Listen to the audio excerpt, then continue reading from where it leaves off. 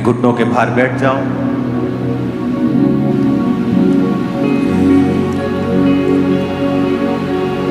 अपनी बाइबल को उठाओ और कहो, आज जो कुछ मैं सुनूंगा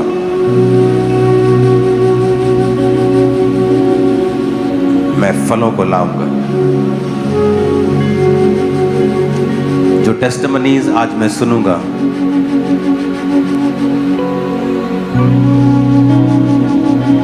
मैं उन पे विश्वास करूंगा।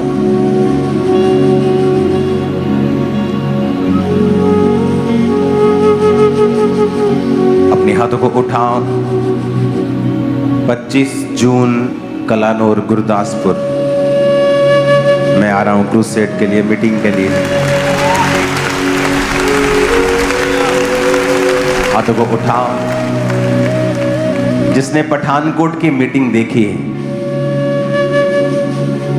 वो समझ चुका है कि हमारा परमेश्वर जिंदा खुदा है।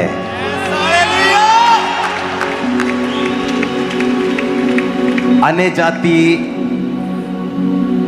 लोग, पुलिस वाले, बड़े बड़े ऑफिसर्स 8:30 तक ये समझ चुके थे कि ये प्रोग्राम कैंसिल हो चुका है, इनका पास्टर नहीं आएगा, सब कुछ अस्त व्यस्त हो गया है, इतनी बारिश हो चुकी है। लोग पर एक बात कहते हमें हैरान कर रही थी कि लोग बैठे कैसे हैं इतनी बारिश में।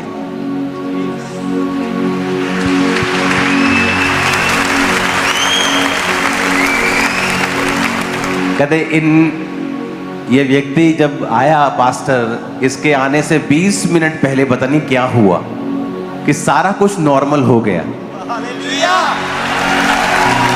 और इतना अच्छा प्रोग्राम कैसे हो गया, कहता हमें मालूम नहीं, लेकिन हम ये समझ चुके थे कि ये प्रोग्राम कैंसिल हो चुका है, इनका पास्टर नहीं आएगा। इतनी बारिश, आंधी तूफान, एलईडीज गिर गई, बंद हो गया सिस्टम, कभी लाइव बंद हुआ, कभी कुछ हुआ, कंप्यूटर्स में पानी चला गया, इतनी बारिश आंधी। जब मैं जलंधर से निकला तो तूफान शुरू हो गया था तभी। लेकिन मेरे हृदय में एक ऐसा पीस था, एक ऐसी शांति थी जिसे मेरी फैमिली वाले भी समझ नहीं पा रहे थे कि ये क्या हो क्या रहा है, ये सब कितने तूफान आ रहे, और मेरे हार्ट में पीस था परमेश्वर का। मैं जानता था कि परमेश्वर हमारे साथ है। और वो हैरान थे कि जैसे ही आपके पास्टर स्टेज पे आए, कहां से लोग आए हमें मालूम नहीं, किधर किधर से आए, और ग्राउंड भरता गया। और ये छोटा ग्राउंड नहीं था, उनके हिसाब से इतने लोग आ ही नहीं सकते किसी मीटिंग में। बड़े बड़े नेताओं की मीटिंग में लोग नहीं आते इतने।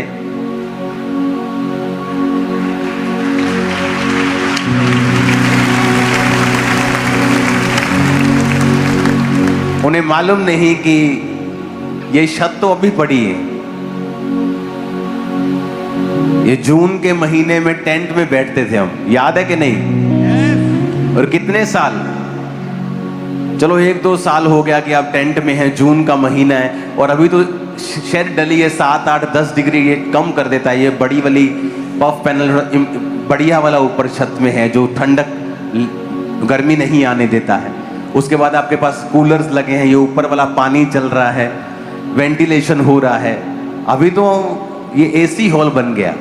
हाँ, लेकिन कितने साल हम टेंट में रहे हैं? 2 साल नहीं, 1-2 साल, 3 साल नहीं, 15 साल, 15 years। 15 सालों में अनगिनत बार बारिशें आई हैं, तूफान आए हैं, टेंट उड़े हैं, लेकिन कोई मीटिंग कभी भी कैंसिल नहीं हुई आज तक। 20 साल, 21 साल, 22 साल हो गए। ये परमेश्वर की फेथफुलनेस है, ये उसकी वफादारी है हमारे लिए। उसने कहा अगर तुम लोग वफादार रह सकते हो तो मैं ज्यादा रह सकता हूं। बाइबल कहती है कि जब आदमी परमेश्वर के संग गेम्स खेलता है, मैंने देखा है यूथ गेम खेलते हुए, चर्च में तालियां बजाते हुए, बाद में गलत काम करते हुए, आज उनके साथ गेम्स चल रही हैं। जब आप परमेश्वर के साथ 100 मीटर की दौड़ दौड़ते हैं ना फुलिशनेस में, तो परमेश्वर फिर मैराथन दौड़ता है आपके साथ। जब आप परमेश्वर के साथ प्ले करते हैं ना, आप खेलते हैं उसकी प्रेजेंस में, आप उसको नकारा समझते हैं, आप लॉन्ग लाइफ तक उसका असर आपके परिवार और आपकी लाइफ से हटता नहीं है।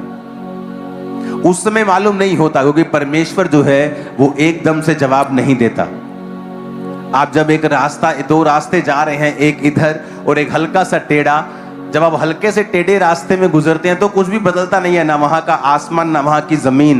लेकिन अब जब आप चलते जाते हैं तो एंड में बदल जाता है सारा कुछ। उसी तरह परमेश्वर में जो लोग टेढ़े चलते हैं ना, एकदम से कुछ नहीं बदलता है। उनकी ब्लेसिंग भी हो सकता है वैसी रहे, उनकी पोजीशन भी वैसी रहे, अगर वो पास्टर है तो पास्टर ही रहे, प्रॉफिट है तो प्रॉफिट ही रहे। लेकिन एक फिर समय आता है जब न्याय होता है और सब कुछ साफ साफ दिखता है। इसलिए बाइबल कहती है परमेश्वर के हाथों में पड़ना भयंकर बात है। तो हमें यह समझ होनी चाहिए कि हमारा परमेश्वर जिंदा परमेश्वर है। अगर हम उसके वचन को मानेंगे, उसके वचन का आदर करेंगे, तो वो भी हमारा आदर करेगा। अगर हम पब्लिकली क्राइस्ट को कन्फेस करेंगे, वो उसी पब्लिक के बीच में हमें ऊंचा करेगा और कोई दुनिया की ताकत हमें नीचा नहीं कर पाएगी। उसी पब्लिक के बीच में क्राइस्ट ने कहा, अगर तू ग्लोरीफाई मुझे पब्लिकली करेगा, मैं भी पब्लिकली तेरे नाम को बचा के रखूंगा। हालेलुया।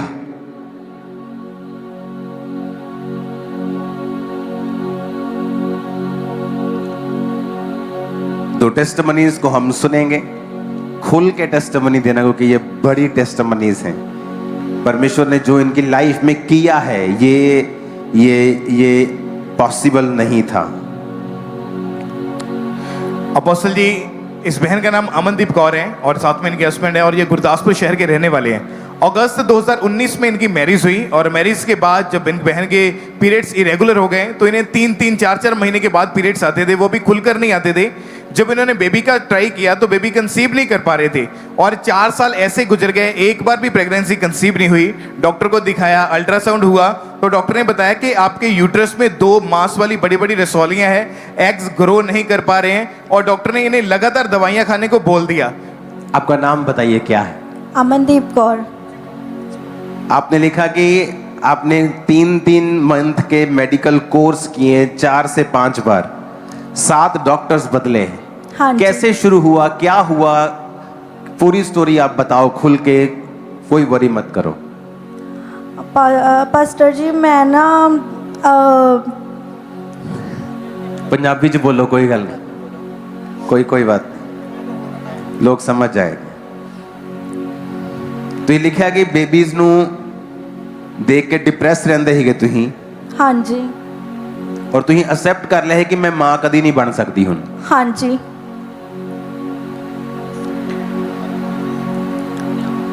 और तुम्हारा नाम की है?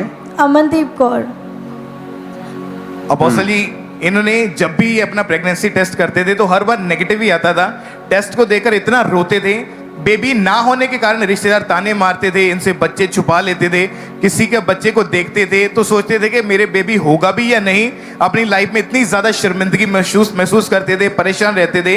हस्बैंड और वाइफ दोनों का ही आपस में बहुत ज्यादा लड़ाई झगड़ा रहना शुरू हुआ। मैरिड लाइफ डिस्टर्ब हो चुकी थी, उम्मीद खत्म हो चुकी थी, अब बेबी नहीं होगा।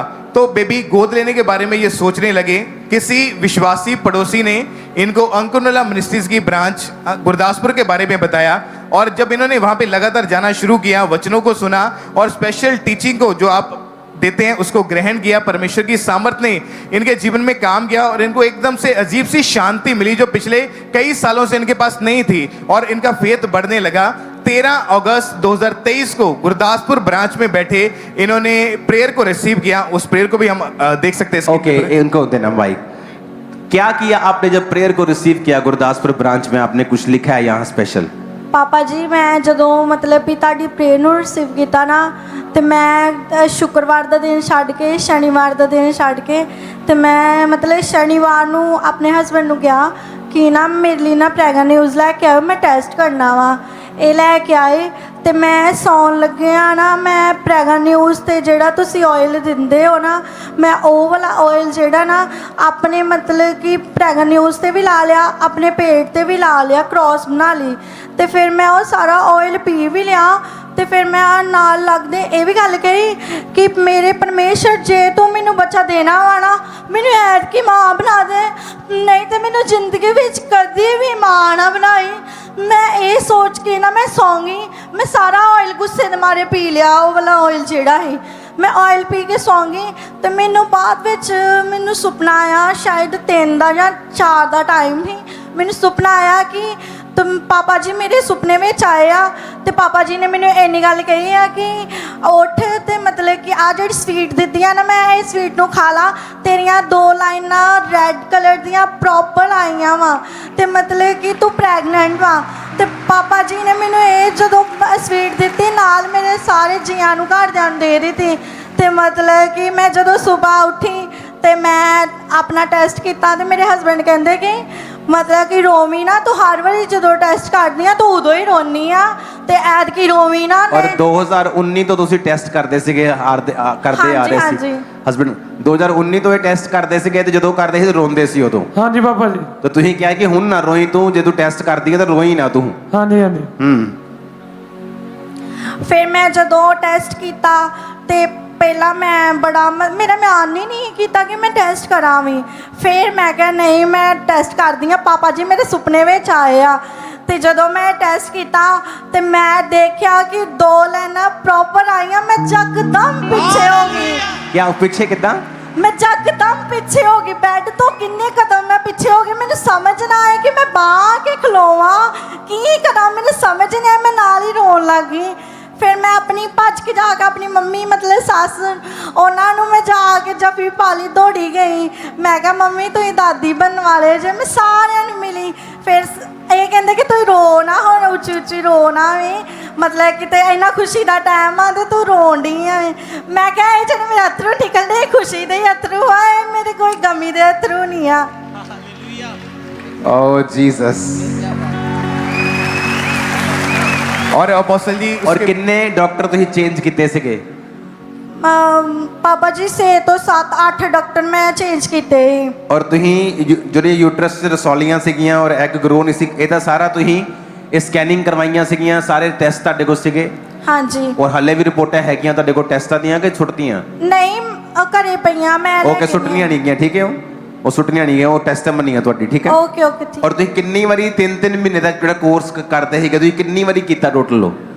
ਮੈਂ ਉਹਨਾਂ ਜਦੋਂ ਦਵਾਈ ਦੇਣੀ ਮੈਂ ਉਦੋਂ ਹੀ ਖਾਣੀ ਹੁੰਨੀ ਦਵਾਈ ਤੇ ਮੈਂ ਮਤਲਬ ਕਿ। ਔਰ ਕਿੰਨੇ ਮਹੀਨੇ ਚੱਲਦੀ ਸੀ ਇੱਕ ਵਾਰੀ ਦਵਾਈ? ਉਹ 3 ਮਹੀਨੇ ਚੱਲਦੀ ਹੁੰਦੀ ਹੈ। ਔਰ ਓਵਰ 4-5 ਵਾਰੀ ਤੁਸੀਂ ਕੀਤਾ ਔਰ ਕੋਈ ਰਿਜ਼ਲਟ ਨਹੀਂ ਸੀਗਾ? ਨਹੀਂ ਕੋਈ ਰਿਜ਼ਲਟ ਨਹੀਂ। ਔਰ ਉਸ ਤੋਂ ਬਾਅਦ ਤੁਸੀਂ ਥੱਕ ਗਏ ਕਰ ਕਰਕੇ ਔਰ ਟੈਸਟ ਕਰਦੇ ਸੀ ਜਦੋਂ ਤੇ ਨੈਗੇਟਿਵ ਆਂਦਾ ਸੀ ਤਾਂ ਰੋਣ ਲੱਗਦੇ ਸੀਗੇ ਤੁਸੀਂ? ਹਾਂਜੀ ਹਾਂਜੀ। ਵੀ ਲਿਖਿਆ ਮੈਰਿਜ ਲਾਈਫ ਡਿਸਟਰਬ ਰਹਿੰਦੀ ਸੀਗੀ? ਹਾਂਜੀ। ਕਿਵੇਂ ਕਿੱਦਾਂ ਰਹਿੰਦੀ ਸੀ ਡਿਸਟਰਬ? ਕੀ ਸੀਗਾ ਪ੍ਰੋਬਲਮ, ਕੀ ਸੀਗੀ? ਦੋਨਾਂ ਨੂੰ ਮਾਈਕ ਦੇ ਦਿਓ ਕੋਈ ਬਾਤ।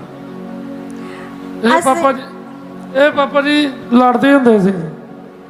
ਇਹ ਲੜਦੇ ਸੀ ਕਿ ਤੁਸੀਂ ਲੜਦੇ ਸੀ?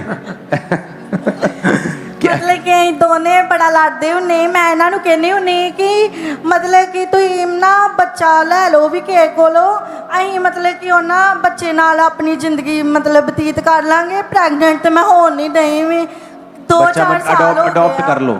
ਹਾਂਜੀ ਮਤਲਬ ਗੋਦ ਲੈ ਲਈਏ ਬੱਚਾ। ਹਾਂਜੀ। ਮੈਂ ਫਿਰ ਮਤਲਬ ਕਿ ਜਦੋਂ ਇਦਾਂ ਫੋਨ ਤੇ ਕੋਈ ਵੀਡੀਓ ਵੇਖਣੀ, ਸਟੇਟਸ ਵੇਖਣੇ ਜਾਂ ਕੁਛ ਵੀ ਵੇਖਣਾ, ਮੈਂ ਉਹ ਵੇਖਦੀ ਨਹੀਂ ਕਿ ਕਦੋਂ ਸਾਡੇ ਕੋਲ ਵੀ ਆਊਗਾ ਬੱਚਾ ਤੇ ਅਸੀਂ ਮਤਲਬ ਕਿ ਖਿਡਾਵਾਂਗੇ ਉਹਨੂੰ, ਵੀ ਨਵੇਂ ਕੱਪੜੇ ਲੈ ਕੇ ਦਾਂਗੇ ਤੇ ਨਾਲੇ ਮਤਲਬ ਕਿ ਚੀਜ਼ਾਂ ਉਹਨੂੰ ਵੀ ਲੈ ਕੇ ਦਾਂਗੇ, ਸਕੂਲ ਪਾਵਾਂਗੇ।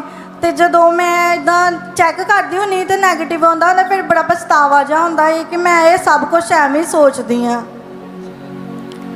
ਤੇ ਮੇਰੇ ਮਤਲਬ ਕਿ ਇਦਾਂ ਜਦੋਂ ਕੋਈ ਆਉਂਦਾ ਹੁੰਦਾ ਸੀ ਰਿਸ਼ਤੇਦਾਰ ਜਾਂ ਕੋਈ ਵੀ ਇਦਾਂ, ਤੇ ਉਹਨਾਂ ਨੇ ਉਹਨਾਂ ਦਾ ਪਹਿਲਾ ਬੇਬੀ ਹੋਣਾ ਨਾ, ਤੇ ਉਹਨਾਂ ਨੇ ਮੈਨੂੰ ਵੇਖ ਕੇ ਤੇ ਆਪਣੇ ਬੱਚਾ ਲੁਕਾ ਲੈਣਾ ਵੀ ਇਹਦੇ ਮਤਲਬ ਕਿ ਬੱਚਾ ਨਹੀਂ ਹੁੰਦਾ ਤੇ ਕਿਤੇ ਸਾਡਾ ਵੀ ਮਤਲਬ ਕਿ ਬੱਚੇ ਦਾ ਕੋਈ ਨੁਕਸਾਨ ਨਾ ਹੋ ਜੇ ਜਾਂ ਕੁਛ ਕਰ ਨਾ ਦੇ ਵੀ। ਫਿਰ ਉਹਨਾਂ ਨੇ ਮਤਲਬ ਕਿ ਇਦਾਂ ਮੇਰੇ ਕੋਲ 1-2 ਵਾਰੀ ਬੱਚਾ ਵੀ ਖੋਇਆ ਆਪਣਾ। ਫਿਰ ਮੈਨੂੰ ਬੜਾ ਅਜੀਬ ਜਿਹਾ ਲੱਗਾ ਕਿ ਆਪਣਾ ਬੱਚਾ ਆਪਣਾ ਹੀ ਹੁੰਦਾ ਕਿ ਇਹਦਾ ਬੱਚਾ।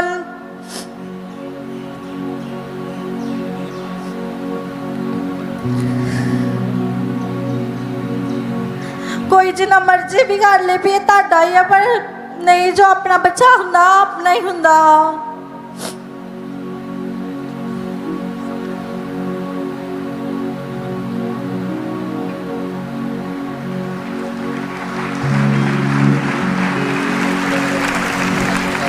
यही बेबी है इनका, क्या वेट कर रही तू? और अपोस्टल जी उसके बाद थोड़ा परमेश्वर अच्छे ने आदमी को काम दिया करो। संभाल के रखा। और जब दोबारा डॉक्टर के पास भी गए, जो बीमारियां डॉक्टर बताते थे, रसौलियां सब गायब हो चुकी थी, और परमेश्वर ने हर तरह की शर्मिंदगी को खत्म किया और हेल्दी बेटी के साथ परमेश्वर ने आशीष किया। रोना खत्म, शर्मिंदगी खत्म, और परमेश्वर ने खुशियों के साथ इनको भर दिया है। ऊंची आवाज बोले हालेलुया। मुझे कहते हैं यीशु मसीहा खुदावन का जिंदा हूँ, मुझे कहते हैं यीशु मसीहा खुदावन का जिंदा हूँ, मेरा काम है देना शिफा, मैं जिसको छू लूंगा पवित्र कर दूंगा, मैं जिसको छू लूंगा पवित्र कर दूंगा। Hallelujah, hallelujah. उस दिन प्रेगनेंसी सुबह हुई, उसके बाद बेबी गर्ल हुई, हाँ और पीरियड्स भी उनके प्रॉपर हैं, हाँ जी। चीजें खत्म हो चुकी हैं। हाँ जी। जितनी तारीफ कर सकते हो खुदाबंद की कर दो। हालेलुया। एक और टेस्टिमनी है, इनको साथ यहीं रखेंगे अभी, उस टेस्टिमनी को भी हम सुनेंगे। इमेजिन करो, आप लोगों की बात सुना करो कि वो प्रेयर करके ऑयल को लगाया, क्रॉस बनाया, परमेश्वर से कहा प्रभु तू देना, अब दे। कुछ चीजें आपके हार्ट से, आपकी स्पिरिट से निकलती हैं, कुछ चीजें डीप है जिनके बारे में मैं आज आपसे बात नहीं करूंगा। आज एक अनदर विषय है जो होली स्पिरिट ने मुझे बताया है, इसके बारे में मैं कभी आपको जरूर बताऊंगा। अपोस्टल जी, इस बहन का नाम प्रिया है और ये यूपी के रहने वाले हैं। दिसंबर 2019 में इनकी शादी हुई थी। उसके बाद इनके पीरियड्स इरेगुलर हो गए, 4-4 महीने के बाद पीरियड्स आते थे, और जब भी पीरियड्स आते थे खुलकर नहीं आते थे। बेबी के बारे में सोचा तो कंसीव नहीं हो पा रहा था, और इन्होंने 5 साल में एक बार भी प्रेगनेंसी टेस्ट पॉजिटिव नहीं देखा, कभी कंसीव नहीं हुआ। डॉक्टर के पास गए, जब अल्ट्रासाउंड हुई तो डॉक्टर ने बताया कि आपके यूट्रस में 2 मांस वाली बड़ी बड़ी रसौलियां हैं, इनको मेडिसिन खाने को कहा गया। और ये एक ही नहीं बल्कि अलग अलग 6 से 7 डॉक्टर्स के पास जाकर इन्होंने दवाइयां खाई, इलाज करवाया, पर 1% आपने लिखा कि आपको सुसाइडल थॉट्स आते थे। जी। क्या सोचते थे आप तब भी कि आपके कभी होगा, या उस समय आप प्रभु में थे कि नहीं थे? हाँ, प्रभु में थे। और तब भी सुसाइडल थॉट्स आपको आते थे? बहुत आते थे। क्या सोचते थे आप? हमेशा ऐसे किसी बच्चे को देखती थी तो मेरा भी दिल करता था कि मेरे पास भी कोई काश बेबी होता। घर में अकेले रोती रहती थी, कमरा बंद करके, अपना सिर पटकती थी दीवार से। सुसाइड का थॉट बहुत आता था। और मेडिकल ट्रीटमेंट आपने करवाए सभी? बहुत करवाया। आपकी स्कैनिंग की रिपोर्ट्स आपके पास हैं अभी? हाँ। जहां रसौलियां थी आपके अंदर, और उसके बाद आपने डॉक्टर्स को चेंज किया, दवाइयों को खाया, सुसाइडल थॉट्स आपको आते थे, और आपको किसी रिलेटिव ने मिनिस्ट्री के बारे में बताया और आप फॉलो करने लगे। जी। क्या हुआ, वो जर्नी क्या है, आप मेरे को बताओ। किसने बताया आपको, आपने कैसे फॉलो किया, ऑनलाइन किया कि आए, क्या हुआ आपके साथ? मेरी एक सिस्टर है जो मुंबई में रहती हैं, उन्होंने मुझे बताया था 2024 में। ओके। तब मैंने आना स्टार्ट, पहले ऑनलाइन देखा, फिर उसके बाद चर्च आना स्टार्ट किया। और फिर मैं लगातार ऐसी मीटिंग अटेंड करती रही, लोगों की गवाहियां देखती रही। जब देखती थी किसी को 17 साल बाद, 15 साल बाद बेबी होता था, तो मेरा विश्वास बढ़ता था कि जब प्रभु इन्हें दे सकता है तो मुझे भी दे सकता है। तारीफ करो जोर से। हाँ। और अपोस्टल जी उसके बाद ओके, आप फिर जून में अजनाला क्रूसेड पे आए थे? जी, अजनाला क्रूसेड में आई थी, और जब फायर प्रेयर हुई तो मेरी बॉडी सीवर करने लगी और मैं गिर गई। आपको मालूम होना चाहिए, क्रूसेड्स एक अलग लेवल है। हर जगह परमेश्वर की प्रेजेंस है, यहां भी है, लेकिन क्रूसेड्स पे मैं आपको बताता हूं उसका सीक्रेट क्या है। आप जब भी नोटिस करेंगे क्रूसेड्स के ऊपर जो मेरा मैसेज होता है वो परमेश्वर की ओर मुड़ने का होता है। और आपकी स्पिरिचुअल लाइफ को मैं चैलेंज करता हूं हमेशा कि आपको ये चीज करनी है, परमेश्वर ये चाहता है। और मैं महसूस करता हूं उस समय स्पिरिट में कि परमेश्वर का जो हृदय होता है वो बड़ा ओपन होता है क्रूसेड पे, कि वो लोगों पर अपना प्यार उंडेल रहा होता है और उन्हें इनविटेशन दे रहा होता है अपने साथ मेल मिलाप करने का। और आप इमेजिन, वहां पे मैंने देखा है कि वहां पे जो हीलिंग पावर है, जो डिलीवरेंस पावर है, वो एक नेक्स्ट लेवल की परमेश्वर वहां पे रखता है। और आप क्रूसेड पे आए, आप 2 जून 2025 को जो क्रूसेड था अजनाला में, आप वहां पे आए और आप वहां पे प्रेयर जब आपने रिसीव की, आपको कुछ हुआ, वो क्या एक्सपीरियंस है वो आप शेयर करें। जब प्रेयर हुई तो मुझे ऐसे जैसे गर्मी सी लगी और मेरी बॉडी इतनी सीवर करने लगी कि मैं कुछ दूर तक ऐसे ही लौटते लौटते चली गई। उसके बाद फिर मैं जब घर नहीं, आई, पर अगर हम एक संसारिक व्यक्ति के रूप से बात करें तो वो जून का महीना था, तो आपको वैसे भी गर्मी लग सकती है कि आप क्रूसेड पे हैं, आप कुछ वर्शिप कर रहे हैं, तो आप गर्मी लग सकती, लेकिन ये गर्मी अलग थी या क्या था? अलग तरीके जैसे कोई करंट लगाओ, पूरी बॉडी झंझनाहट सी तो होने लगी। ये गर्मी वाली गर्मी नहीं थी, नहीं। आप कुछ और बोल रहे हो। हाँ। कि आपको कुछ गर्माहट अलग सी महसूस हुई और करंट अलग सा लगा था। करंट जो आपको पहले कभी महसूस कभी नहीं हुआ, और उस क्रूसेड पे आपको लगा कि मुझे क्रूसेड किसी में। ने छुआ है। ओके, अब इसे हम एक साइकोलॉजिकल मान सकते हैं कि चलो साइकोलॉजिकल, देखो जी जब धार्मिक जगहों पे जाते हैं तो साइकोलॉजिकल इफेक्ट होते हैं, ये पुलिसो इफेक्ट है, फलाना इफेक्ट है, धमकाना इफेक्ट है, चलो आपकी सारी बातें मान लेते हैं, इफेक्ट हो जाते हैं साइकोलॉजिकल, लेकिन उस एक्सपीरियंस के बाद एक्चुअल में आपकी लाइफ में क्या हुआ वो बताओ आप। जब मैं घर गई तो हस्बैंड से मेरी बहुत लड़ाई होती थी, उस रात भी बहुत लड़ाई हुई। तो मैंने फिर वहाँ से आई, यही सब बात हुई थी कि तुम कभी माँ नहीं बन सकती, ये वो बहुत लड़ाई हुई हमारी उनकी। तो मैंने कहा संडे मीटिंग थी, तो मैंने कहा फादर्स डे मीटिंग है, इसको अटेंड कर लूँ, कल मैं घर चली जाऊँगी। पूरा सामान इकट्ठा कर लिया था। उसके बाद मैं नीचे आई क्योंकि पीरियड इरेगुलर थे तो दवाई चलती थी। मैं दवा लेने गई पीरियड आने की, मैं प्रेग्नेंट थी, मुझे पता नहीं था। मैं गई पीरियड की दवा लाने, फिर मेरे मन में आया कि मैं किट ले लेती हूँ, शायद प्रेगनेंसी हो। फिर मैं कही कभी तो होता नहीं होगा, 2 बार ऐसे मन आया, फिर मैंने कहा ले ही लेती हूँ।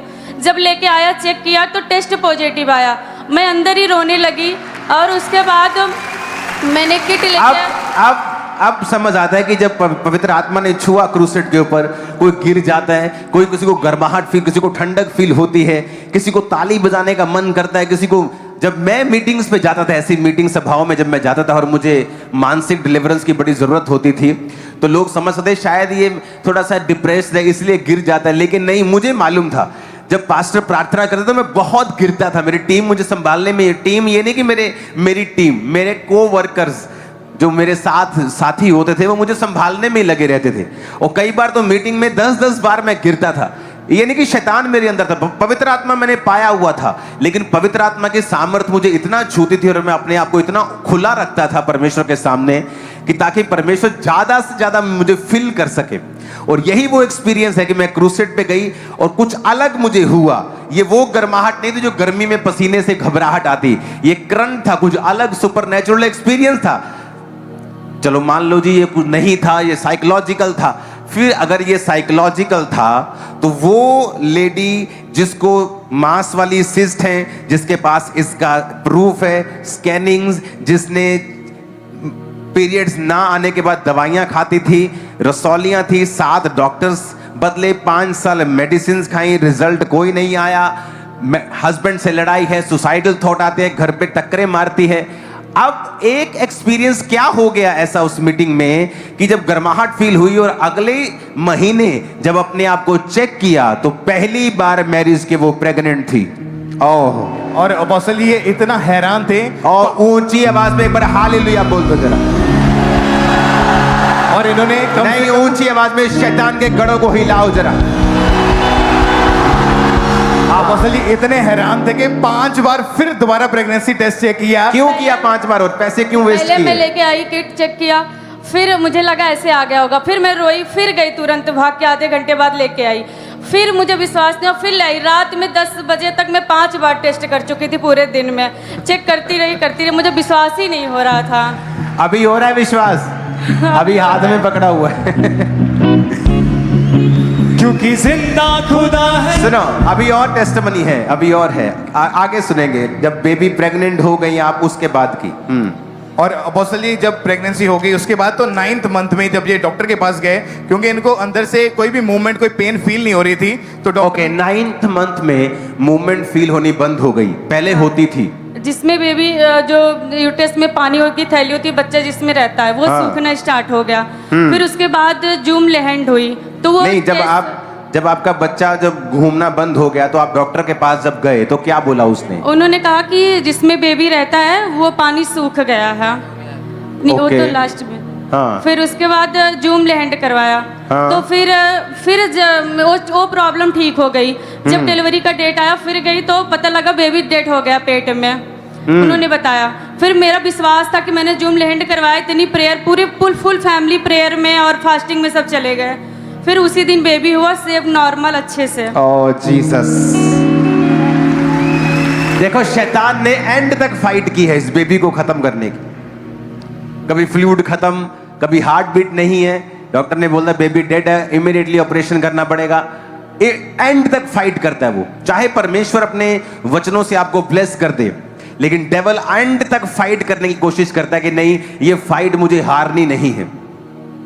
बाइबल कहती वो चुराने, घात करने और नष्ट करने के लिए आता है, और यीशु इसलिए आए कि तुम जीवन पाओ और बहुतायत का पाओ। लेकिन जितनी गवाहियां आपने देखी है, उनके पीछे चर्च की प्रार्थना तो होती ही है, लेकिन उनका पर्सनल फेथ भी संग होता है। चर्च की अकेली प्रार्थना काम नहीं करती अगर आपका अपना फेथ परमेश्वर में नहीं है तो। और फेथ का मतलब यह नहीं है कि आपको शक नहीं होगा। फेथ का मतलब यह होता है कि चाहे आपके दिल में शक हो कि मेरे नहीं होगा, पर आप करते वही हैं जो आपको सिखाया गया है। यह बात समझने वाली है। लोगों को लगता है कि शायद मेरे अंदर विश्वास नहीं है इसलिए मैं ले नहीं पा रहा हूं। विश्वास ना होने का मतलब है आप चर्च जाना बंद कर देते हैं, आप प्रार्थना बंद कर देते हैं, आप बिलीव करना बंद कर देते हैं, आप पाप में चले जाते हैं। यह है एक्चुअल में विश्वास ना करना। मेरे दिल में यह शक था, शक रूपी विश्वास बोल लो या विश्वास रूपी शक बोल लो कि मेरी लाइफ में हीलिंग नहीं हो सकती, मुझे मालूम था। लेकिन मैंने चर्च जाना छोड़ा नहीं, प्रार्थना नहीं छोड़ी, बाइबल नहीं छोड़ी। और एक्चुअल में परमेश्वर आपके कर्म देखकर आपको देता है, ना कि आपके शब्दों से। और कर्म क्या थे कि बिलीव है कि नहीं, मैंने एक बार भी प्रेगनेंसी नहीं देखी है, नहीं हो सकता। डॉक्टर ने बोल दिया रसौलियां है, पहली टेस्टिमनी, एग नहीं ग्रो करते हैं, रसौलियां हैं, पीरियड इरेगुलर है, दवाइयां खा चुके हैं, हर बार दवाई खाते थे, दवाइयां खाते थे, कितनी बार दवाइयों के कोर्स लिए, कोई रिजल्ट नहीं आया, एंड में सब खत्म कर दिया। लेकिन मन में था कि मैं कभी मां नहीं बन सकती। लेकिन कर्म क्या है? अनॉइंटिंग ऑयल अप्लाई कर रहे हैं। कर्म क्या है? प्रेयर कर रहे हैं। कर्म क्या है? अपनी उस किट के ऊपर, जो प्रेगनेंसी वाली किट है, उसके ऊपर भी क्रॉस बना रहे हैं। ये कर्म है, और परमेश्वर कर्म देखता है। आप यहां बैठे हैं, आपका ये कर्म है, वो कर्म देख रहा है। आप प्रेयर कर रहे हैं, वो कर्म देख रहा है। आपके दिल में शक हो सकता है, पर वो शक जल्दी खत्म हो जाएगा, क्योंकि आप ग्रैब करने वाले अपनी लाइफ की बिगेस्ट टेस्टिमनी को जल्दी, वेरी सून मैंने कहा, अब अपनी लाइफ की सबसे बड़ी गवाही के साथ पुलपिट पे आने वाले हैं। आमीन। ऊंचे चाहिए और साथ चाहिए, ऊंचे चाहिए और साथ चाहिए। क्योंकि जिंदा खुदा है तू मेरा, जिंदा खुदा है तू मेरा। Hallelujah, hallelujah. आपको मालूम है शैतान आपके साथ फाइट करता है। आपको पता है प्रेगनेंसी हो गई है, अब फ्लूइड कम हो गया, अच्छा जूम ले हैंड प्रार्थना करवाते हैं, विश्वास रखते हैं, नहीं मुझ पे प्रेयर हुई है, प्रार्थना हुई है मुझ पे, बेबी डेड नहीं हो सकता। इसलिए आपको हमेशा चर्च से अनॉइंट करके चीजें दी जाती हैं कि जब आप चर्च से दूर हैं आप उन चीजों का इस्तेमाल करें, क्योंकि परमेश्वर के वचन उन पे हैं, उसकी सामर्थ्य उस पे है। वो अपने आप में कुछ नहीं है, लेकिन जब प्रार्थना और वचन की ताकत को उन पे डिक्लेयर किया जाता है, हालेलुया।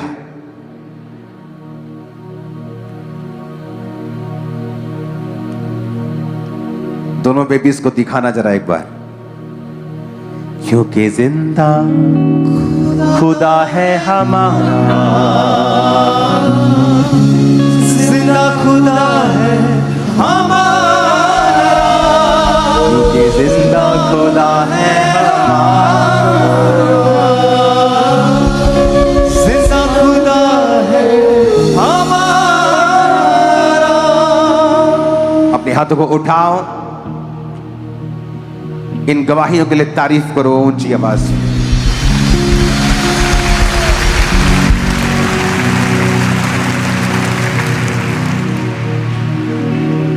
आमीन।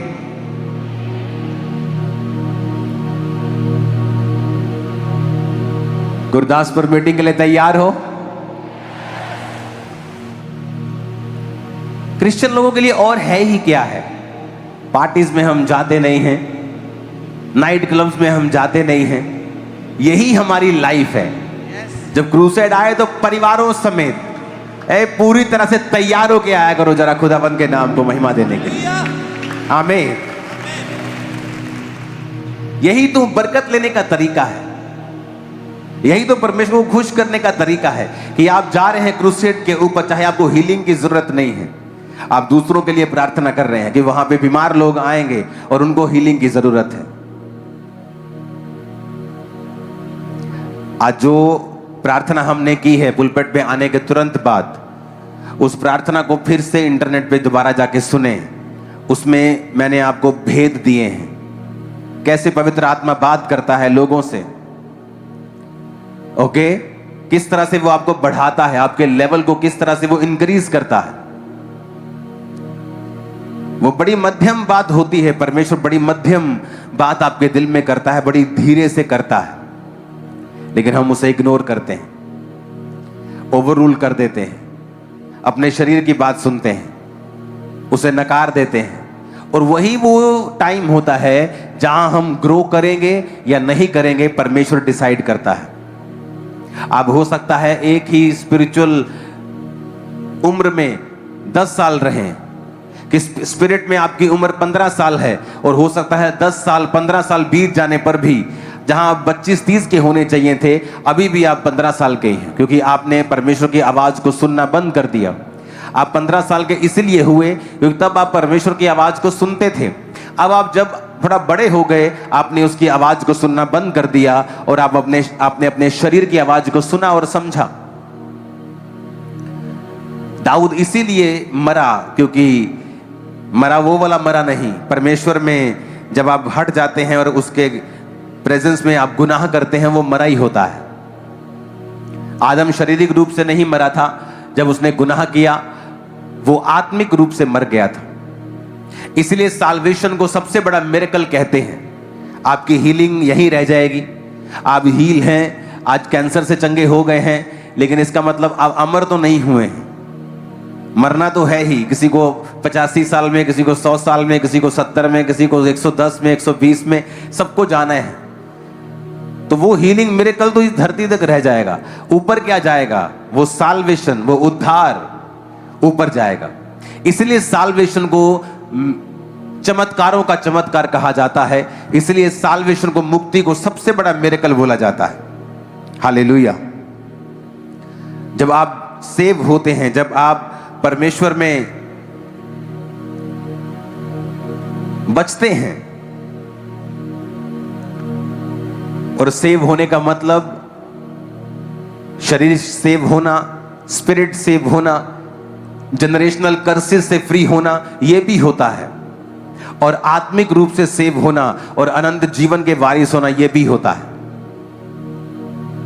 क्यों साल्वेशन पर जोर दिया जाता है और सबसे कम ध्यान लोगों का इस साल्वेशन पर होता है कि नहीं नहीं, हीलिंग डिलीवरेंस चाहिए, साल्वेशन की कोई बात नहीं है।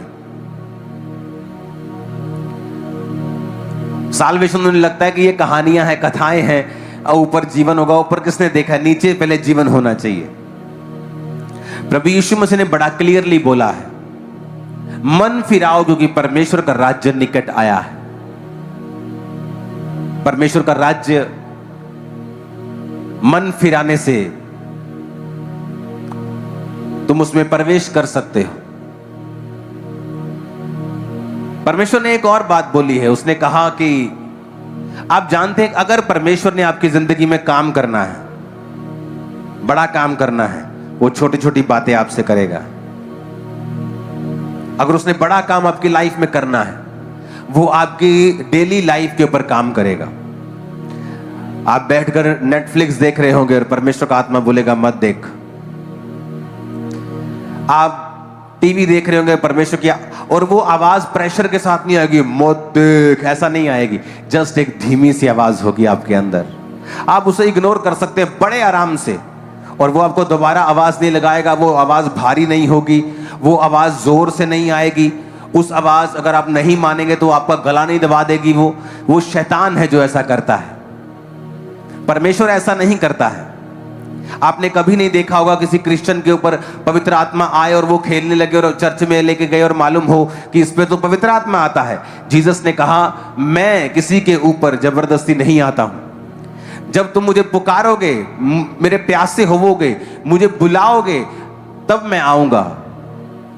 चोर डाकू तुम्हारे घर में पूछ के नहीं आते हैं, वो ऊपर से आते हैं।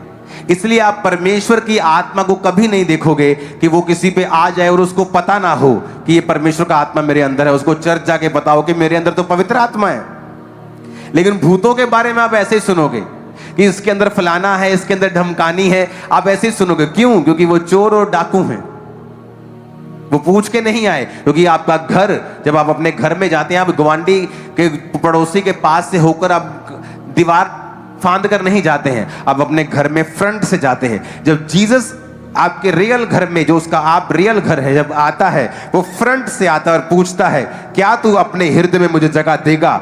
जब आप बोलते हैं हाँ मैं दूंगा और पापों को मानूंगा, तब पवित्र आत्मा आपके हृदय में आता है। इससे मालूम होता है कि वो आपका असली बाप है और आप उसके असली घर हैं। पता चलता है। लेकिन बड़ी दुष्ट आत्मा आपके अंदर होती जो आपको मालूम भी नहीं आपके अंदर है। जब दिन खेल आती तो बता देता है फलाना मेरे अंदर आ गया जी, ये तो ढिमकाना मेरे अंदर। किसने बोला इसको आने के लिए? किसने नहीं। क्योंकि चोर और डाकू किसी से बिना पूछे आपके घर में एंट्री मारते हैं। आपको ये बात समझनी होगी, जब भी पवित्र आत्मा आपके जीवन में काम करना चाहेगा, वो आपसे धीमी बातें करेगा।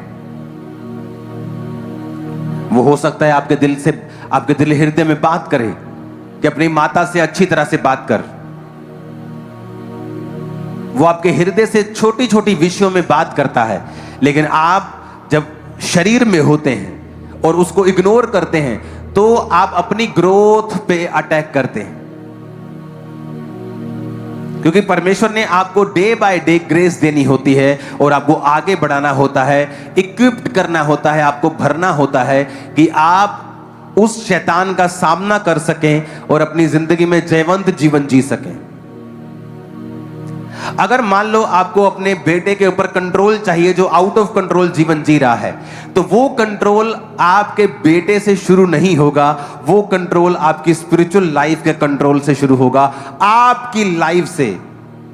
चाहे आप किसी की लाइफ पे कंट्रोल चाहते हैं, जो आपका बेटा है, बेटी है, मां है, बहन है, पत्नी है, पति है, लेकिन वो एक्चुअल कंट्रोल आपकी लाइफ से शुरू होता है। क्योंकि वो आप चाहते हैं, आपको नॉलेज है, आपकी आईज खुली है, आपको पता है कि ये गलत है, उसको तो पता भी नहीं कि वो गलत है।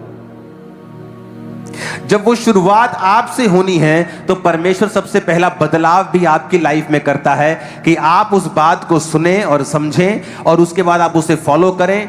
फिर परमेश्वर एक ऑरा, एक ग्रेस, एक अनॉइंटिंग, एक ग्रेस, आपकी एक झिलम आपके आसपास क्रिएट करना शुरू करता है, जिससे परमेश्वर धीरे धीरे उस व्यक्ति के हृदय को बदल देगा और उसके प्रति, उसके दिल में आपके प्रति प्रेम को पैदा कर देगा, इज्जत को पैदा कर देगा और धीरे धीरे बदलाव आना शुरू होगा। और ये एक्चुअल में बदलाव आपसे जुड़ा हुआ था, उससे नहीं जुड़ा हुआ था।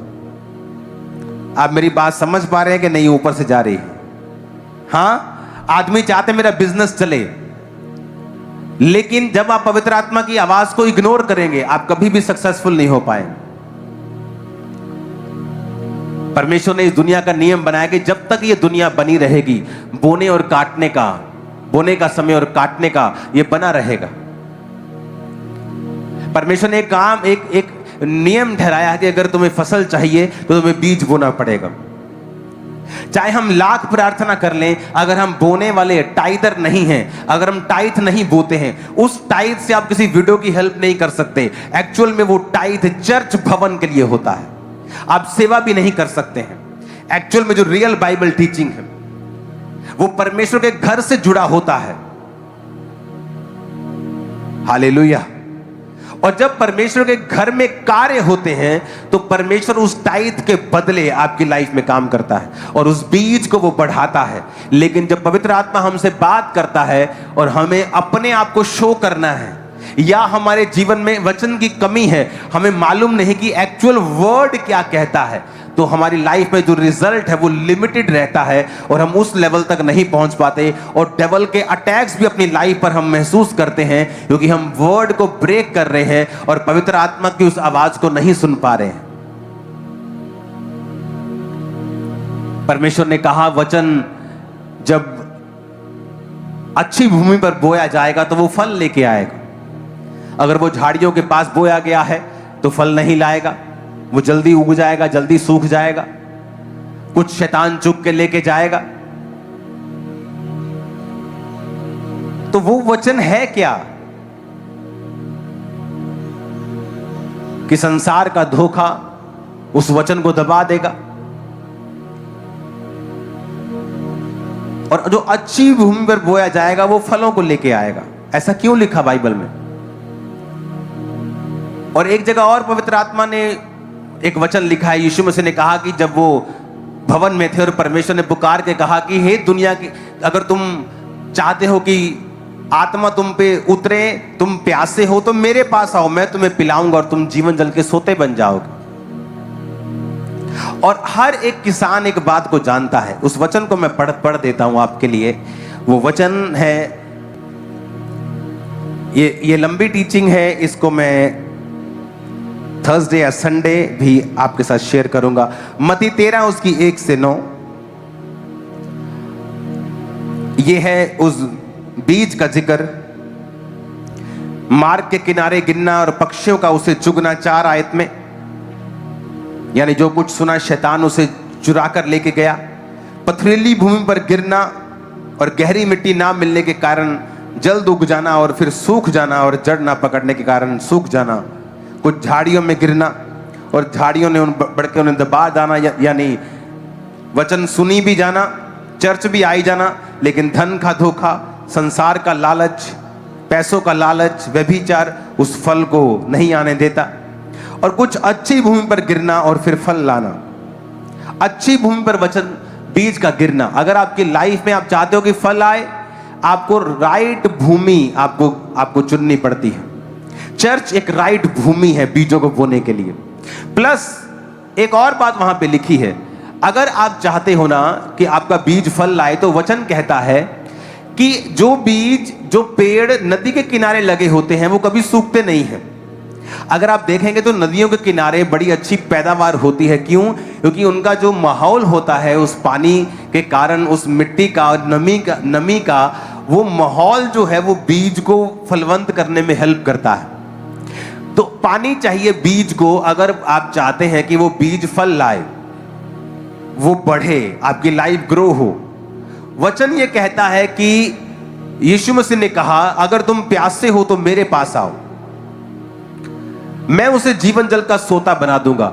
आप नोटिस करेंगे जिन व्यक्तियों की जिंदगियों में बैप्टिज्म लेकर साल्वेशन हो गई है, जिनकी मुक्ति हो गई है, उद्धार पा लिया है, और जिन्होंने पवित्र आत्मा को पा लिया है, आप हमेशा नोटिस करेंगे कि जब उनको बाइबल में से कोई वचन मिलता है, एक तो उनकी भूमि अच्छी है क्योंकि उन्होंने पवित्र आत्मा को पाया हुआ है, उन्होंने तौबा की हुई है, वो परवाह नहीं करते कि मेरी बेटी का रिश्ता कहां पे होगा, मैं बपतिस्मा लूंगा तो ऐसा तो नहीं हो जाएगा। वो ऐसी मूर्खों की तरह बातें नहीं करते हैं।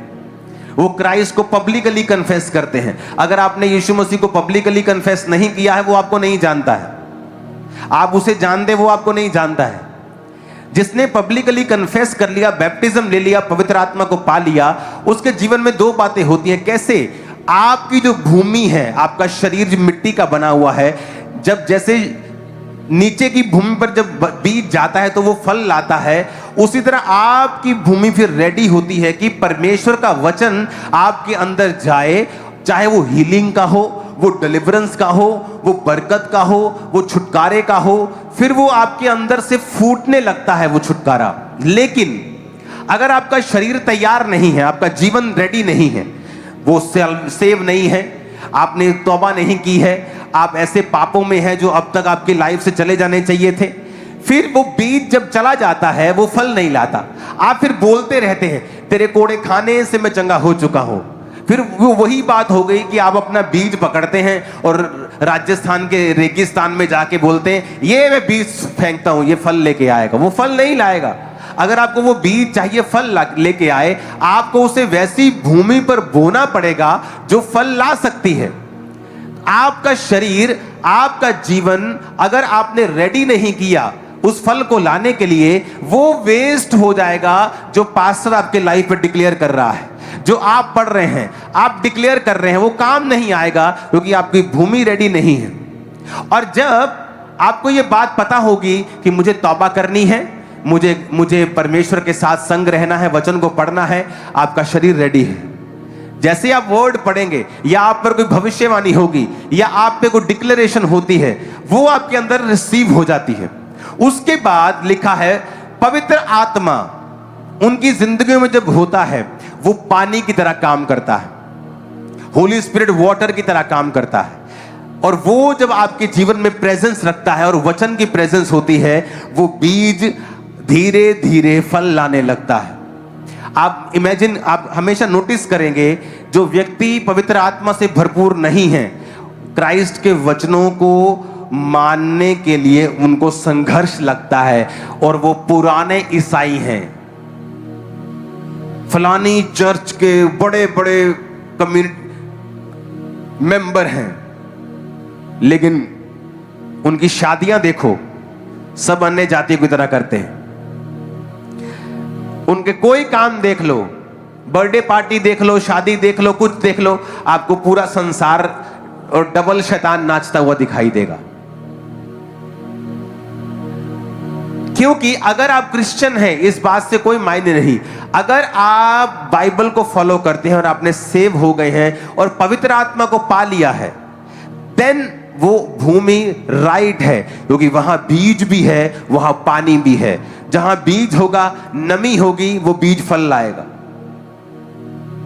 जिन लोगों की लाइफ में पवित्र आत्मा की हुजूरी नहीं है, वो बड़ा संघर्ष करते हैं, हीलिंग के लिए संघर्ष करते हैं, डिलीवरेंस के लिए संघर्ष करते हैं, और क्रिश्चियन हैं, खुदा से प्यार भी करते हैं। ये भी बताता हूं आपको। वैसे प्यार करते हैं परमेश्वर से, बोलेंगे हम प्यार करते हैं प्रभु से। कोई धरना लगाना हो वहां पहुंच जाएंगे, कोई काम करना हो पहुंच जाएंगे, लंगर लगाना हो पहुंच जाएंगे, लेकिन वो ये बात नहीं समझते हैं कि इससे बड़ा जीवन परमेश्वर ने हमें देने के लिए बुलाया है। और जब आपकी लाइफ में आप ग्राउंड को सेट करते हैं और उसके अंदर जब बीज जाता है और पवित्र आत्मा की प्रेजेंस एक पानी की तरह उस बीज पे काम करती है। इसलिए जो लोग पवित्र आत्मा से भरपूर नहीं होते, सेम वचन जो आपको समझ आता है उन्हें अलग तरह से आता है। सेम वचन आप फेथ से भरे होते हैं और उनके लिए वो नॉर्मल वचन है, उनको लगता है कि नहीं ठीक है, ओके, हाँ सही है, सब ठीक है, चलो काम धंधा करते हैं सुबह। यही रियल वर्ल्ड है। उन्हें लगता है कि वो मिरेकल शायद पुराने जमाने में होते थे। उनकी लाइफ में वो काम नहीं होता क्योंकि पवित्र आत्मा की प्रेजेंस नहीं है। हालेलुया। अगले संडे प्रभु भोज होगा। जो लोग बैप्टाइज नहीं हैं, आज बपतिस्मा लें, क्राइस्ट को पब्लिकली कन्फेस करें। पठानकोट क्रूसेड में मैंने एक रिवाइवल के बारे में बात की थी और उस व्यक्ति ने भी 4 पॉइंट्स में ये पॉइंट ये बताया था कि क्राइस्ट को पब्लिकली कन्फेस करें। उसके लिए चाहे आपको परसिक्यूशन सहनी पड़े, उसके लिए चाहे आपको किसी भी चीज का नुकसान सहना पड़े, उसे सहो, क्योंकि जब तक आप वो नुकसान नहीं सहेंगे आप रियल फायदे में कभी नहीं जाएंगे। मैं आपको बता रहा हूं, अगर आप कैंसर के फोड़े को सोचते रहेंगे कि मैं अगर इसे निकलवाऊंगा तो मुझे दर्द होगी, वो आपको खत्म कर देगा। वो पेन तो होगी लेकिन उसके बाद जीवन भी होगा। आपको ये बात समझनी ही पड़ेगी। एक टेस्टिमनी को मैं सुन रहा था। एक व्यक्ति ने चर्च का क्रूसेड करवाया और क्रूसेड जब उसने करवाया तो उस क्रूसेड पे बहुत खर्चा हुआ और उसने पर्सनल अपना खर्चा किया और क्रूसेड करवाया। उसने टेस्टिमनी दी कि क्रूसेड करवाने के बाद उसका जो बिजनेस था, शैतान ने उस पर अटैक कर दिया। जिस बिजनेस से उसने कहा था मैंने घर बनाया, जिस बिजनेस से मैंने 2 घर बनाए, जिस बिजनेस से मैंने कर्जे उतारे, जिस बिजनेस ने मुझको ऊंचा किया, क्रूसेड करवाने के तुरंत बाद उस बिजनेस पे अटैक हुआ और वो बंद हो गया और बहुत कम हो गया। जब आप कुछ अच्छा करते हैं आप पर अटैक होता है, क्योंकि शैतान जानता है कि ये वो कर रहा है जो उसको नहीं करना चाहिए, और वो लगातार उस तंगी में रहा। उसके लोग उसके खिलाफ हुए और लगातार उस तंगी को वो झेलता रहा। एक फिर समय आया, उसने मुझे बताया कि एक समय आया और परमेश्वर ने एक नए काम को मेरे लिए खोला, और जब नए काम को मेरे लिए खोला तो उस काम में परमेश्वर ने मुझे बरकत दी। जितने वो पहले कमाता था उससे 3 गुना ज्यादा कमाता है अब 2 साल के अंदर अंदर, और वो काम वो कभी नहीं करता, लेकिन परमेश्वर की आत्मा ने उससे पहले डिसकंफर्ट जोन में वो लेके आया, और उसके बाद फिर वो उसे कंफर्ट जोन में लेके गया। जब आप सही चीज करते हैं कई बार आपको डिसकंफर्ट होता है। आप देखा मैं पहले ही क्या सुना ना करिए, अपा मैं क्या सुना के बाद लोगों ना दसिए, पब्लिकली कन्फेस करने की कोई लोड़ नहीं सी, रब नूं आराम ना मानते रहते। ऐसे मानने की कोई जरूरत नहीं है आपको, परमेश्वर को आपकी कोई जरूरत नहीं है। मैं आपको बता रहा हूं, आप हो सकता है आज आप कल पब्लिकली कन्फेस करके नुकसान उठाओ नुकसान। मैं चैलेंज करता हूं, अगले 5 सालों में जो फायदा होगा नुकसान चिल्लर ठहराएगा उसके सामने जो फायदा होने वाला। सोचो तो सही, तुम क्यों डरते हो? जिस परमेश्वर ने सूर्य, चांद को, चंद्रमा को, पूरे तारागणों को बनाया, जिसने इतना बड़ा बड़ा ग्रह को बना के इतना सब कुछ बनाया, वो तुम्हारी उस छोटी सी नौकरी का क्या इंतजाम नहीं कर पाएगा? क्या वो तुम्हें सेटल नहीं कर पाएगा? बड़ा सोचो परमेश्वर के लिए, और वचन से सोचो कि परमेश्वर आपको मरने नहीं देगा। आप उसको कुछ देंगे वो आपको बड़ा देगा, आप उसके लिए कुछ त्यागेंगे आप 100 गुना पाएंगे। वही आप जो नहीं कर पा रहे हैं इस डर से कि यही खत्म ना हो जाए, वही आपकी रुकावट है जो आपको एक लेवल पे रख रही है। हालेलुया। एक टीम मेंबर था, ये 15 साल पहले की बात है, और मैंने उसे बताया कि परमेश्वर का आत्मा चाहता है कि तू फुल टाइम परमेश्वर का काम करे। और मेरी आदत है मैं कभी लोगों को फोर्स नहीं करता हूं। कोई जाना चाहता है उसी वक्त जा सकता है, कोई आना चाहता है आ सकता है। अब मेरी लाइफ में वो बदलाव आ चुका है। हम किसी की काउंसलिंग नहीं करते ठहरने के लिए। पहले काउंसलिंग चलती थी, 15 साल काउंसलिंग चल रही, नहीं सेवा कर। अब कोई काउंसलिंग नहीं होती है। आपका 1% भी दिल नहीं है, आप कभी भी जा सकते हैं, क्योंकि परमेश्वर को 100% लोग चाहिए, आधे अधूरे लोग नहीं चाहिए।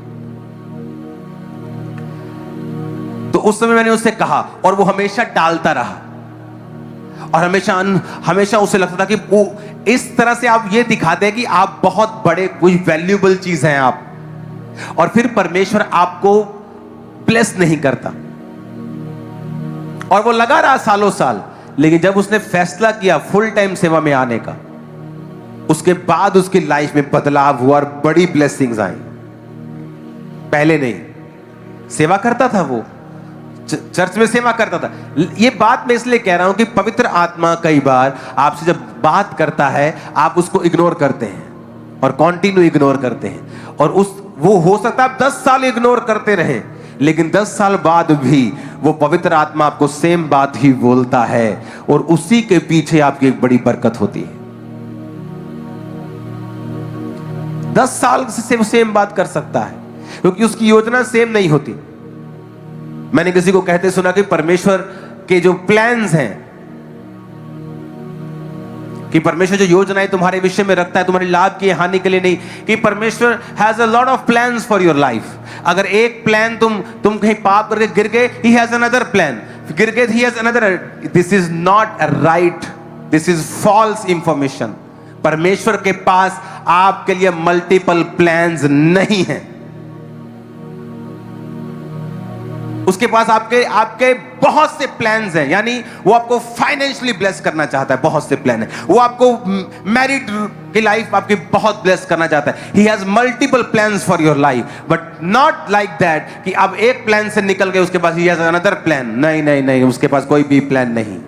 उसके पास एक ही प्लान है आप लोगों के लिए, या परफेक्ट है या परमिसिव है, या परफेक्ट जिसमें आशीष है, परमिसिव यानी उसमें आशीष भी है और श्राप भी है। आपने चुनना है, आपको वो फोर्स नहीं करेगा। Hallelujah, hallelujah. आपको चुनना पड़ता है कि आज आप शरीर के सामने, परिस्थितियों के सामने झुकना चाहते हैं या आप आगे बढ़ना चाहते हैं। ये चर्च 2 साल की यंग चर्च सडनली गर्मी में आती है और टेंट लगते हैं और कूलर्स नहीं है और जस्ट पंखे लग रहे हैं और बड़ी गर्मी है जून के महीने में। बहुत सारे विश्वासी आगे कंप्लेंट कर रहे हैं, नई नई चर्च है, बहुत गर्मी होती है, बहुत गर्मी है, क्या करें क्या करें। और सडनली मेरे को एक मैसेज आता है कि एक पास्टर हैं और वो आके यूएसए से आपकी चर्च में प्रीच करेंगे और जाते जाते आपको 8-10 लाख रुपए दे जाएंगे और आप लेंटर डाल लेना। वाओ, व्हाट ए प्लान कि सभी 500 के 500 लोग लेंटर के नीचे आ जाएंगे, गर्मी खत्म हो जाएगी। लेकिन पवित्र आत्मा ने मुझसे अंदर कहा, मत कर।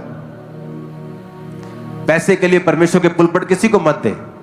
हाँ, वैसे कोई तेरी चर्च में प्रीच कर रहे तो जब पवित्र आत्मा तेरी अगुवाई करे तो बुला किसी को बुला, कोई प्रॉब्लम नहीं, लेकिन पैसे के लिए मत बुला। मैंने कहा नहीं, मैं नहीं करूंगा ये। उसी गर्मी में हम रहे, फिर 1 साल नहीं, 2 साल नहीं, 3 साल, 4 साल, 5 साल, 6 साल, और आपको ऐसा लगता है कि आपने परमेश्वर का प्लान चाहे रिजेक्ट कर दिया है। आपने क्यों पैसा नहीं लिया? अगर वो छत डल जाती, आज इस छत में हम कभी नहीं होते। हालेलुया। आज भी चर्च बहुत से काम कर सकती है।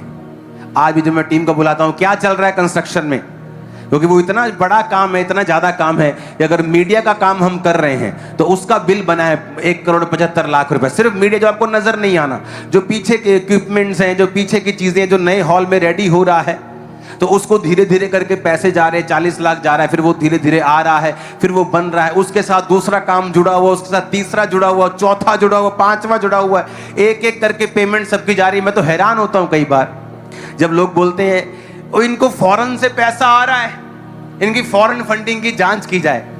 और मेरी टीम जब आके बोलती है, मैं बोलता हूँ ये काम क्यों नहीं हो रहा? पापा पेमेंट थोड़ी है तो हम सबको धीरे धीरे करके बांटते हैं और इस तरह से काम हो रहा है।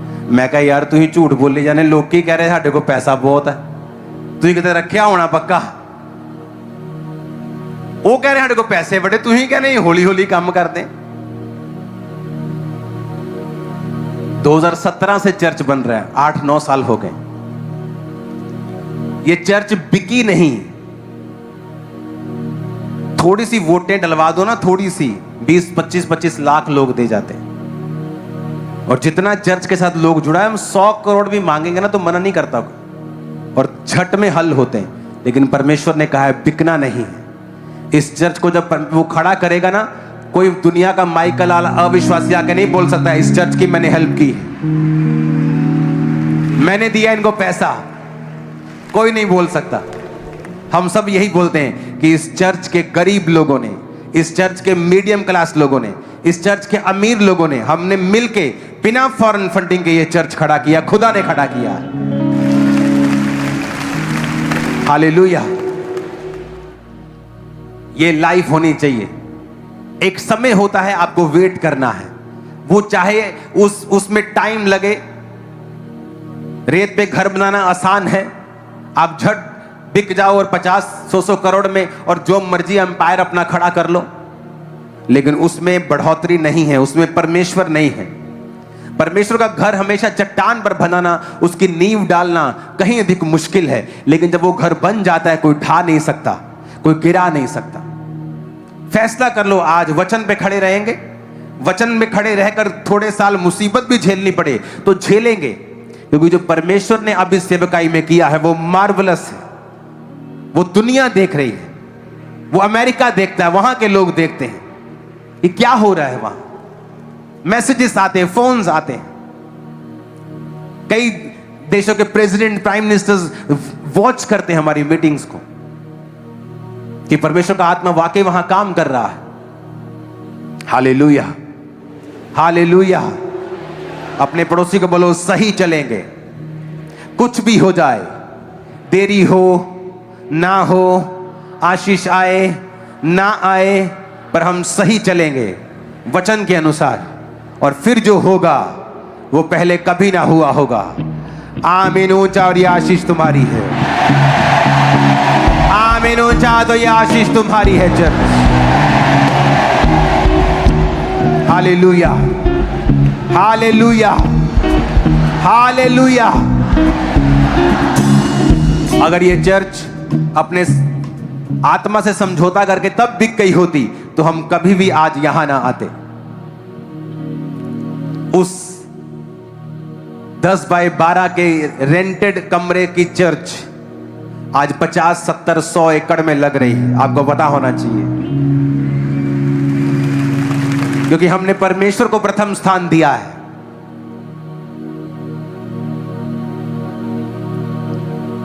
मेरी टीम मेंबर्स के अपने घर थे और 2016 में मैं रेंट पे था, जब मैं ये चर्च भारत की दूसरी सबसे बड़ी और पंजाब की सबसे बड़ी और उत्तर भारत की सबसे बड़ी चर्च थी। लोगों ने कहा आप क्या कर रहे हो? मैंने कहा मैं जो समझता हूं कि पहले अपने चर्च को, टीम को, लोगों को बिल्ड करना चाहिए। कई पास्टर्स मेरे पास आके बोलते हैं हमें घर चाहिए। मैंने कहा नहीं, चर्च है? नहीं, चर्च नहीं, पहले तुम्हें चर्च चाहिए, पहले घर नहीं चाहिए तुमको। अगर तुम पास्टर हो और तुम्हारे पास घर नहीं और चर्च नहीं है, तुम्हें पहले क्या चाहिए? पहले तुम्हें चर्च चाहिए। पहले चर्च बनाओ, चाहे घर उसके ऊपर बना लो, बात अलग है, लेकिन पहले चर्च बनाओ। तुम खुदा का काम करो, तुम्हारा प्रतिफल परमेश्वर तुम्हें देगा। उसने मुझे दिया है, सालों के बाद आपको देगा। और जब वो देता है तो दुनिया से अलग देता है, बेस्ट देता है।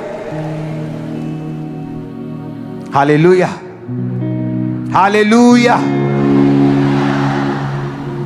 यहां जब बदलाव होगा सब बदल जाएगा। अपने हाथों को उठाओ, सब जन खड़े हो जाओ।